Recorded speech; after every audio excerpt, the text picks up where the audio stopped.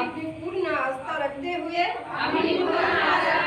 यह शपथ लेते हैं कि अपने देश की लोकतांत्रिक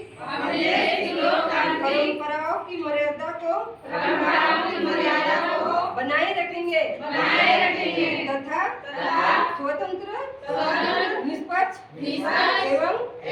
शांतिपूर्ण निर्वाचन की गरिमा को अक्षुण्ण रखते हुए निर्भीक होकर धर्म वर्ग जाति समुदाय भाषा अथवा अन्य किसी भी प्रलोभन से